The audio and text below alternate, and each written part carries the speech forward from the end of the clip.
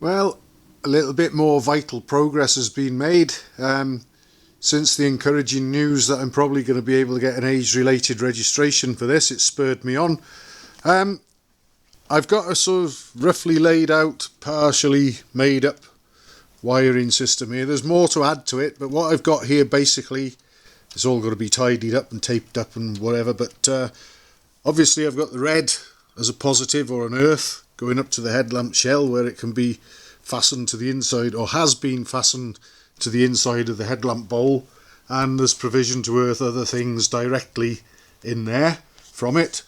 I've got this is my live feed, which will be coming from both the battery and the Boya power box when it arrives. I've ordered a box full of bits. I'm hoping they might turn up today, but basically now I know that the alternator's working, I'll plumb that in to the power box, and my positive and negative coming out of the power box.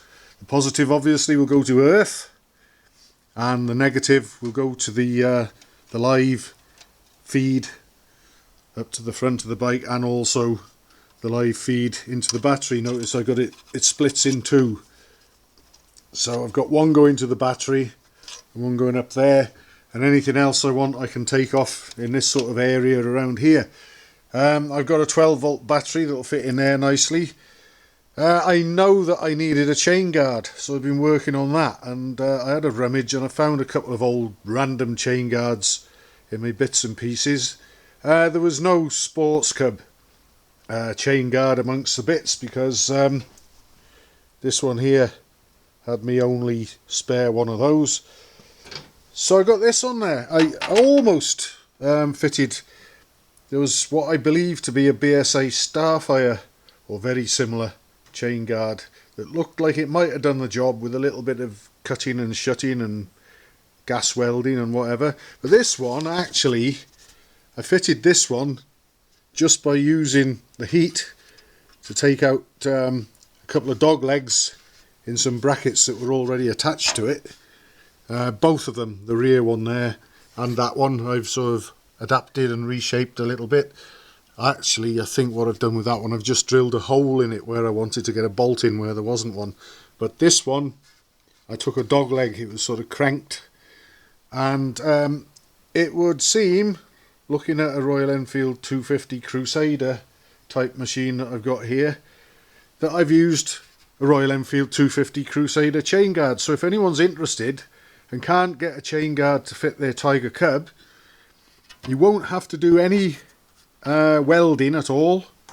You can get one of these. I had to cut, well, this much here off the front of it because it was too long in order to get it to fit, and also chamfer off the leading edges there so that I could bring it down as low as I wanted to clear a cutaway in the mudguard.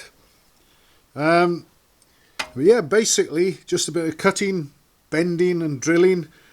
Admittedly, I used the gas torch to heat this up when I wanted to straighten it out from being cranked. Could be done cold, but I got the gas equipment here, so I did use the gas just to get some heat into that to make it easier to straighten it. But like I say, you could do that cold. So that's something that if you're short of a chain guard for your Triumph Tiger Cub, be it a sports one or even just an ordinary road cub, I would imagine that without too much fuss or hassle, you could make a Royal Enfield Crusader one fit.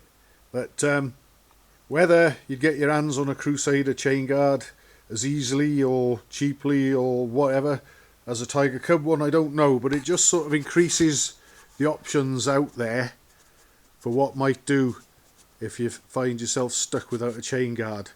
Good luck if you can find an original Tiger Cub chain guard or Sports Cub chain guard, but if not, put one of these on your search list and it'll just open up your options that little bit more.